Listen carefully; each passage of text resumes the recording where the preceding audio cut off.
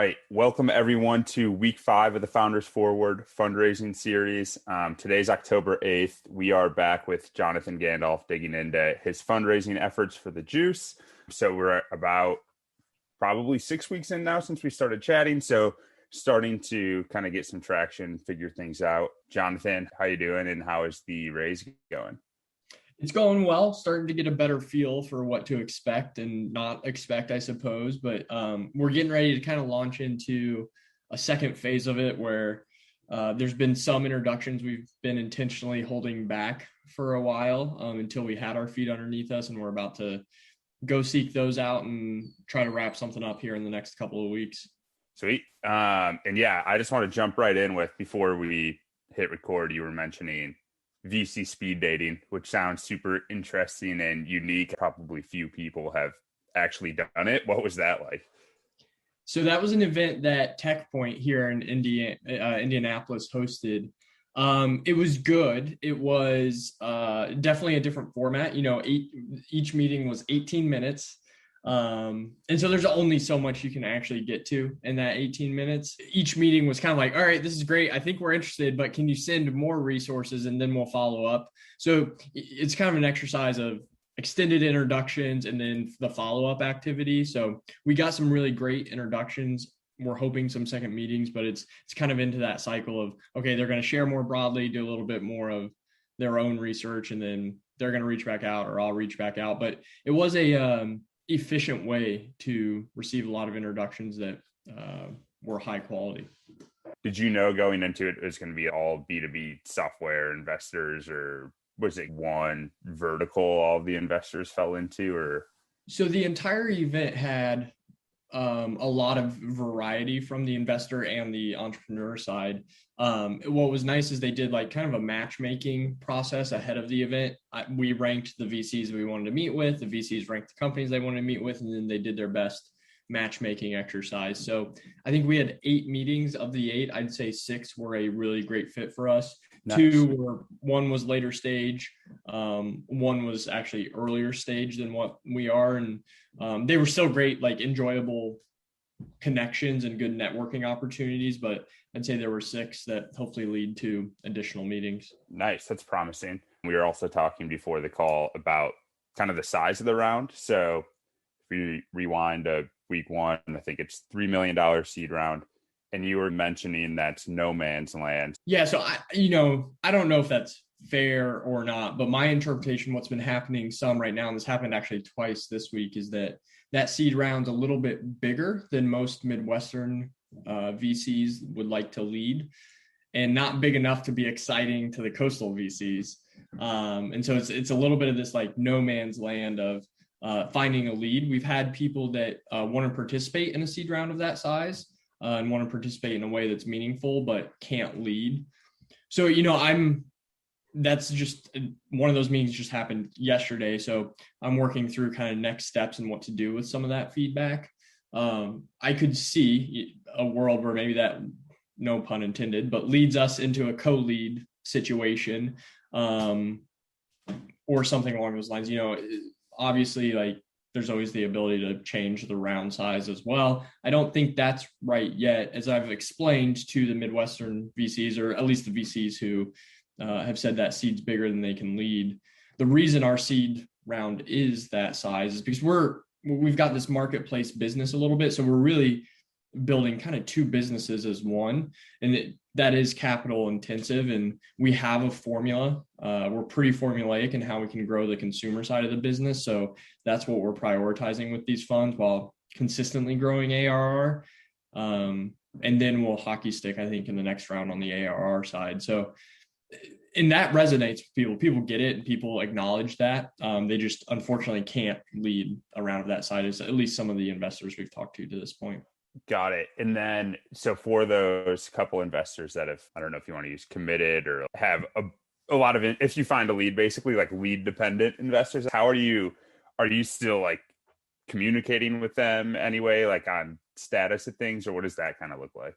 Yeah, there's this, my co-founder and I were talking about this earlier this week. There's like this needle you need to thread of, like, if you update them too often, they're like, well, you've got too much time on your hands. Like, Right. if you don't update them enough, they're like, they lose interest, right? So we've got two investors who are both, I'd say, interested in the like 500K range, that want to stay in the loop. So for them, we've got like bi-weekly meetings. If anything newsworthy happens, I try to update them, adding a customer or reaching a milestone on the user acquisition side.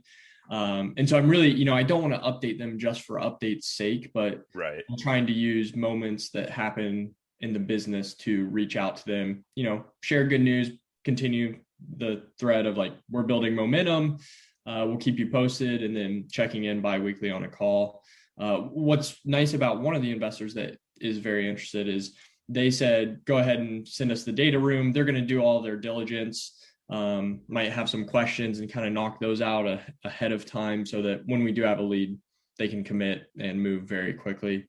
So that's nice. Are they making intros to any investors that might lead, or are they like being hands-on in that at all? Or is it more they're sitting back waiting until you have a lead and we'll No, jump on board they're then? not making introductions yet, but we also haven't really asked for them through Got the it. High Alpha network and our own network. Like I don't know that we need more introductions. If we come across somebody that they're connected to or we're in conversation with that they want to vouch for us, we'll certainly reach out to them, and they've all offered to help. So that's something that could happen in the future. But again, we're very fortunate in the High Alpha kind of system to have a lot of the introductions that we need. Absolutely. So then is the focus now, or is everything behind finding a lead right now? Yeah, so again, unique to the High Alpha model, we have a meeting with the High Alpha Investment Committee early next week. That's to kind of check in on where we're at. We've got a pitch deck now we're really happy with. We're going to go through with them one last time, and then I think it's going to be pedal to the metal. And that's where we're going to start reaching out to some of the VCs that we've been intentionally holding back on. And so I think coming out of next week when we chat, that's going to be like, let's find that lead and then go from there. Based on some of the conversations we've had to this point, I think it'll move pretty quickly once we have that lead. Yep. That's the message that we're sharing with our team. So I think we're going to shift to that lead priority focus here very quickly.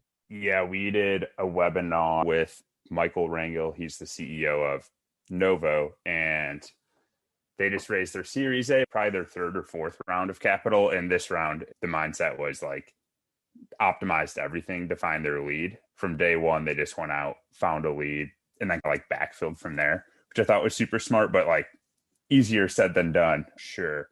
Yeah, I think if I were to do it again, I would have, and I know this is advice you even gave me early on, but if we were to do it again, I would have, I think, been even more intentional with how we grouped introductions or meetings.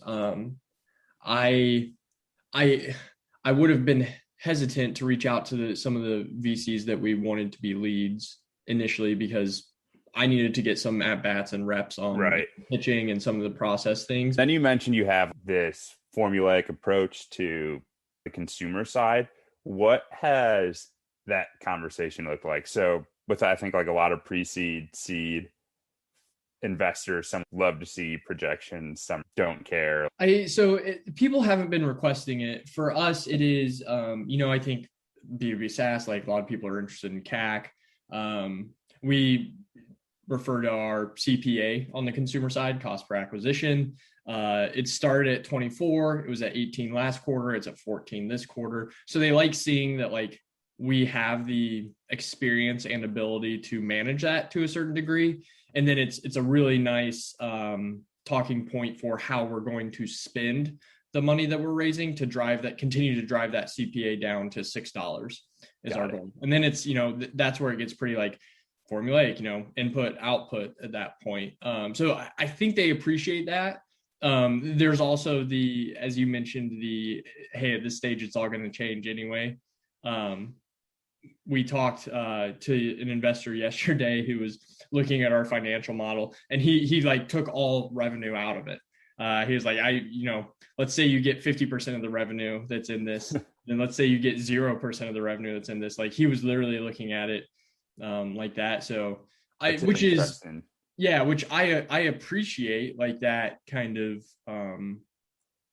flexibility and just like vulnerability of like, hey, it's early, all of this is going to change, but what are the lines you're going to try to color inside of? He mentioned that in the hiring plan too. He's like, I see you have this, but he's like, it's really all just guardrails. You're going to hire within this hiring plan and move pieces around. So I really appreciated kind of that perspective and flexibility. Yeah, that makes sense. Because I would say of the 10 investors we just interviewed for the podcast, like 8 of them probably were like, yeah, I like to see financials. Don't really care what they say. I just want to know how you're thinking about your business, basically.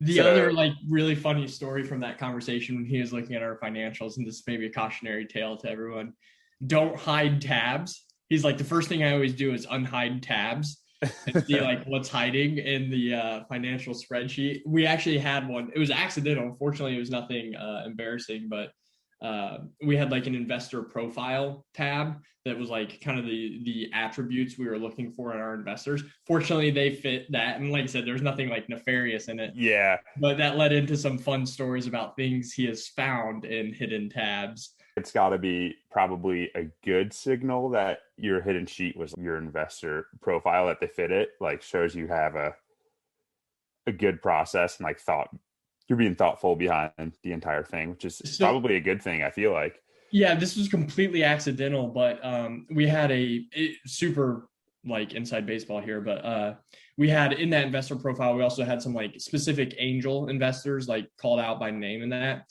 One of those angel investors was actually a CEO at a company they had invested in, and he knows really well. So like super small world, but it actually like ended up working out in our favor. But it was a fun conversation, and something we then checked all of our other spreadsheets in our data room, make sure there were no hidden tabs. Love that. All right, last question. Confidence level 1 to 10. I think we started at 6 and I think gradually got up to 6.75. So where are we at?